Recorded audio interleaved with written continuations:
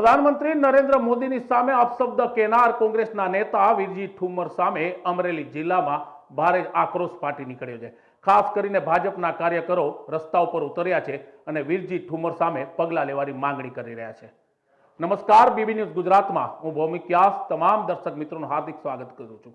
આપને જણાવી દે કે ગઈકાલે અમરેલી ખાતે કોંગ્રેસનો સ્નેહ મિલન કાર્યક્રમ હતો। આ કાર્યક્રમમાં કોંગ્રેસના મોટા નેતાઓની વચ્ચે વીરજી ઠુમ્મરે બેફામ વાલે વિડાસ કર્યા હતા। તેમણે પ્રધાનમંત્રી નરેન્દ્ર મોદી અને કેન્દ્રીય મંત્રી સ્મૃતિ ઈરાની વિશે અપશબ્દો બોલતા ભાજપના કાર્યકરોમાં રોષ ફાટી નીકળ્યો છે। આજે સાવરકુંડલા ખાતે ભાજપના ધારાસભ્ય મહેશ કસવાલાની આગેવાની નીચે ભાજપના કાર્યકરોએ વીરજી ઠુમ્મરનું પૂતળું બાળવાનો પ્રયત્ન કર્યો હતો, પણ પોલીસને આ ઘટનાની જાણ થતા પોલીસ ઘટના સ્થળે દોડી આવી હતી અને તેમણે પૂતળું આંચકવાનો પ્રયાસ કર્યો હતો। ત્યારે ભાજપના કાર્યકરો અને અમરેલી પોલીસની વચ્ચે ઝપાઝપી થઈ હતી। ત્યારબાદ ભાજપના કાર્યકરોએ માંગ કરી હતી કે વીરજી ઠુમ્મરે જે ભાષા વાપરી છે તેની સામે કાયદેસરના પગલાં લેવામાં આવે।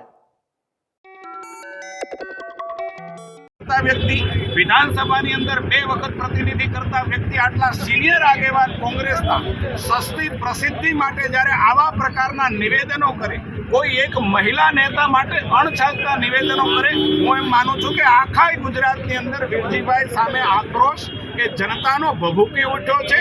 વીરજીભાઈ જેવા લોકોને ઈશ્વર સમજદારી આપે। અમે તો ભારતીય જનતા પાર્ટીના નાના કાર્યકર્તા છીએ, પરંતુ અમે રિદ્ધિ સિદ્ધિ ચોકની અંદર મહાદેવને વિનંતી કરીએ છીએ કે કોંગ્રેસના આવા નેતાઓને ઈશ્વર સદબુદ્ધિ આપે, ભગવાન રામ એના આત્માની અંદર બિરાજમાન થાય અને દેશના આવા ગણમાન્ય લોકો છે, દેશનું નેતૃત્વ, જનજનનું નેતૃત્વ દુનિયાની અંદર કરે છે, એનું માન સન્માન જાળવે, દેશનું સન્માન જાળવે એવી મહાદેવના ચરણોમાં અમે પ્રાર્થના કરીએ।